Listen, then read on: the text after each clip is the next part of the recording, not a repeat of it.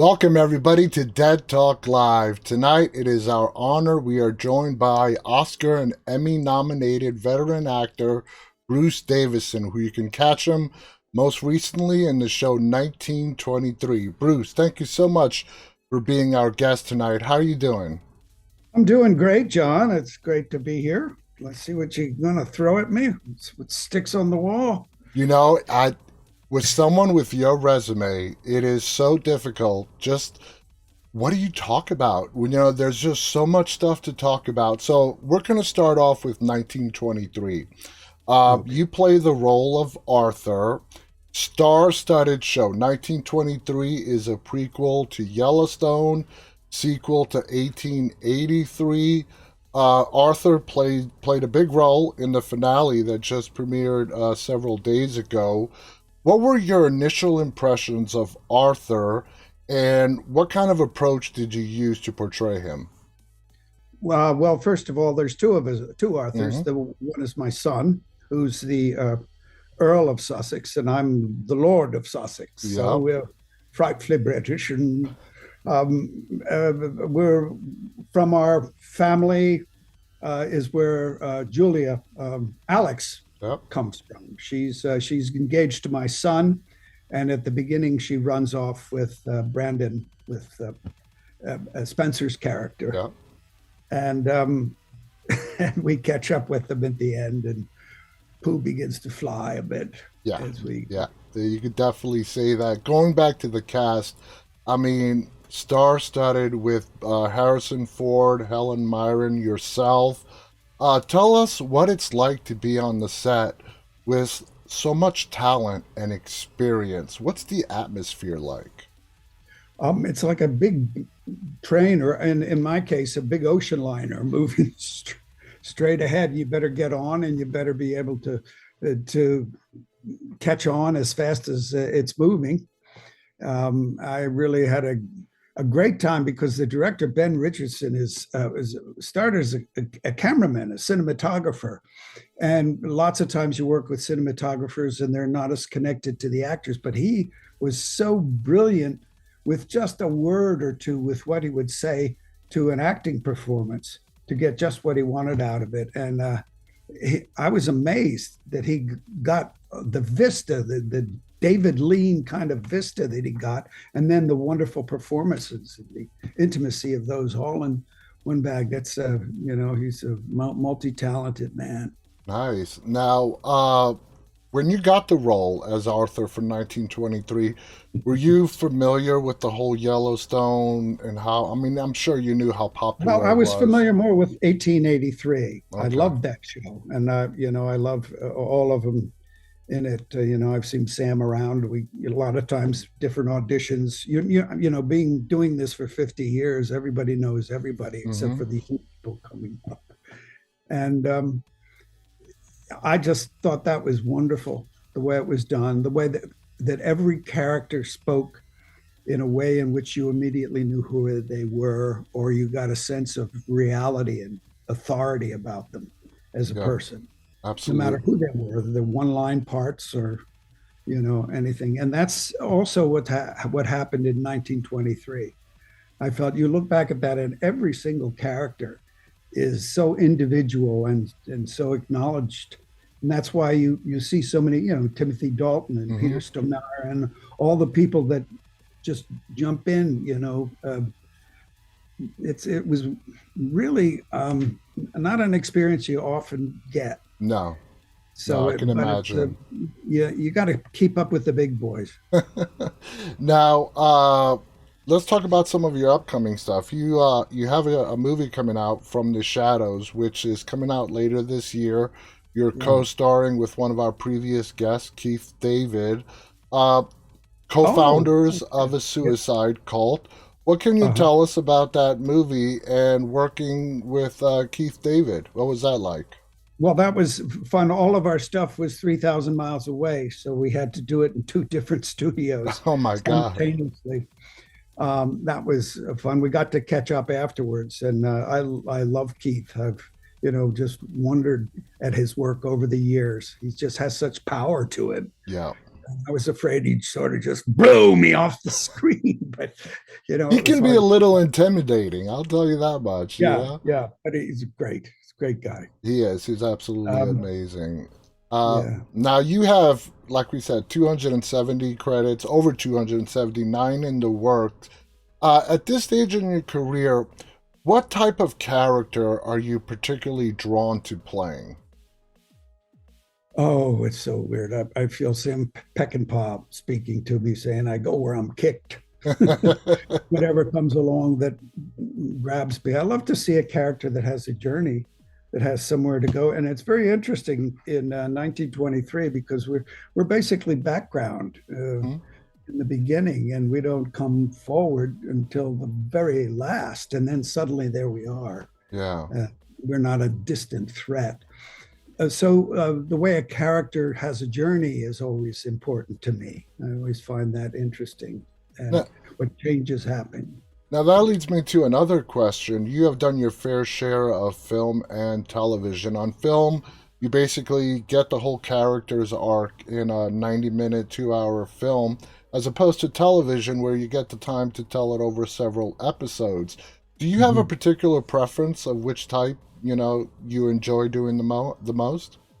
Everything has stood everything else on its head over all the years that Yeah. I've been doing it. It used to be television, was an hour, and then it got bigger. It was 2 hours, and you told the story in that. Now it's 8 episodes or 9 or 12.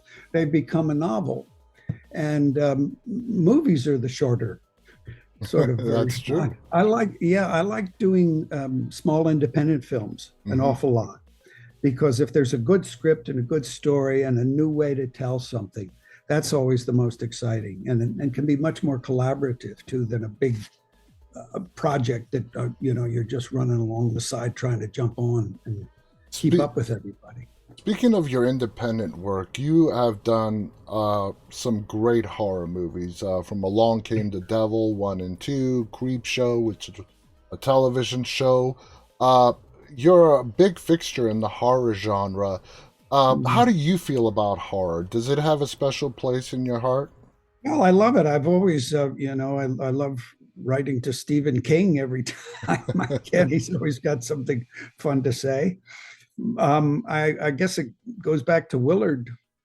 But Oh, even yeah? before Willard, I did a thing on one of those creep shows or amazing stories that Steve had written called Word Processor of the Gods, which was before computers.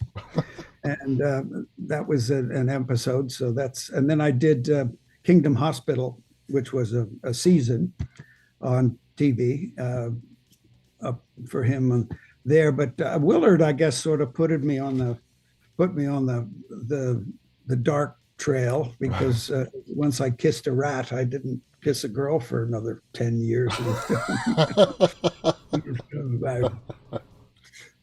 Now, um, staying on the independent projects for a while, you have done high budget films like X-Men and so on. And again, your independent films. What is it that really draws you to independent work? I think a good story draws me to anything, first of all. And then secondly, if the character is interesting and has any kind of journey to him. And then on independent films, I get trusted a little bit more and I get to be more of a collaborator for the Yeah. most part. So sometimes we're making it together. Not that there's a lot that changes, and I try to honor the writer and the words, but at the same time, you have a freedom to, explore and how something comes out of something else. I just did a film Barbara Crampton was producing, Joe Lynch is directing, and it's with Heather Graham, and it's it's another one of those things, sort of like Reanimator that she did a long Yeah. time. And Barbara it's Crampton is great. She was our guest also twice, and just talking to her, a true professional. I asked her a question because she had a small role in this one film we were talking about, and she goes to me, There are no small roles. There are only small actors. She loves that saying. Yes, I know she does. It's that big. That's small, right? So, I mean, yeah, she must have been amazing to collaborate with. Well, Not, I've known Barbara since before she got into Anna Reanimator. I wow. knew her years before then, so And we go back a long way. yeah, and talk about an amazing actress, a smart woman. Now, Mhm. looking back on your career, what would you what would you say was your defining role? I don't want to say break, your biggest break, but what Mhm. role do you give credit for really setting your career in motion? There are so many careers that I've had that I'd have to pick five or six, and you're typecast after each one. The first one was the Strawberry Statement last summer, and they were my first films. Mm-hmm. And then along came Willard, which was a big box office hit. And then Yep. I was kind of a creepy, weird uh, kid for a number of years. And then something else will come along that's more successful. And then I got nominated for Longtime Companion. Mm-hmm. And then after that, X-Men, I guess, changed. And then you play a lot of senators, a lot of nasty senators, which sort of works into Ozark and everything else. You get Exactly. typecast every time something is successful. It seems to be that you got to be kind of careful not to just create the same thing lesser and lesser over and over. And But you've I'm a character actor, and I started out. I was kind of a young starlet, and then became a character actor, and that's always served me because I've been able to play a lot of different parts. It's very interesting. I got to play a British lord in this last one, and now I'm going off to play a fisherman, a West Coast fisherman with Bo Bridges next. So and you're so right about that. It's very difficult in this industry not to get typecasted. You've done a great job of playing. Like for me, in horror movies in particular, you've played a lot of priests. You know what I mean? And yeah, but yes, you don't get locked in. You're very versatile where you can play a priest for a year or two in two or three movies, and then move on to something completely different. And that's a yeah. testament to you right there. You've directed a handful of times. Um, Mhm. but it doesn't seem like it's something you're really that interested in, have a passion for. How do you feel about directing? Do you feel like it doesn't let you express yourself No, artistically? just the opposite. I mean, you're in control. You have to be the grown up on the set. And why is that person late again? Well, we're good. And the actor's around, and he says, "When's lunch?" And the director says, "Lunch. We're three shots behind. There is no lunch." You're playing different roles. Um, I directed Hume Cronin in, I guess, what was his last film when he was 94, and he was such a mentor to me over the years because I had worked. I did Glass Menagerie on Broadway with Yeah. Jessica. He helped me and guided me through a very stressful time. So I got to work with him as a director, and he was 94, and he Wow. got an Emmy nomination for it. I Yeah. mean, but he would say, "All right, by August 23rd, I want the script to be locked because I can't keep learning as well as I used to." And I understand that now. Now, But having worked with so many directors in your career, what type of director do you feel brings out the best in you? Is it the calm, collected, get out of your way type of director? yes, it is. It is. It's someone who trusts you. Mm-hmm. That's been my experience. But someone who just can say just the right thing. I remember directing, just working with Ben Richardson.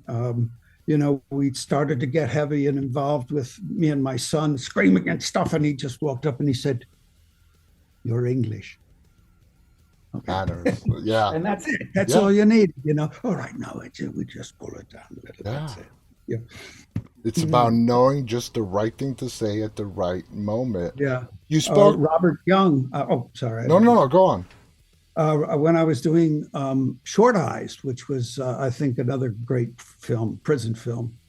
Um, I had this 10-minute monologue. They had a big reel that they were shooting with there that goes on and on and on and on, and has to start crying hysterically, and it goes from there, through all these levels for 10 minutes, Wow. as this major confession is in the middle of the film. And you try not to bore anybody, but um,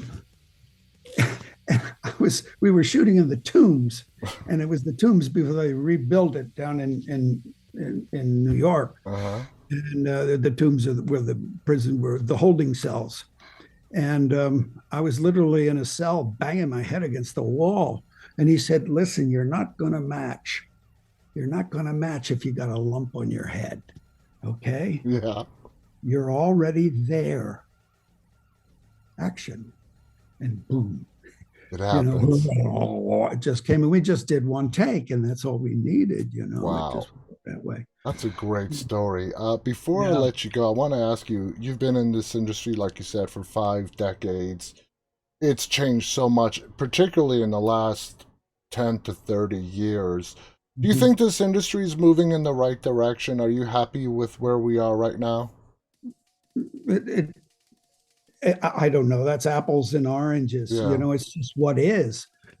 They're not 10,000 extras anymore. There are two guys in Van Nuys working on a computer, making the desert for David Lean, what used to be, Yeah.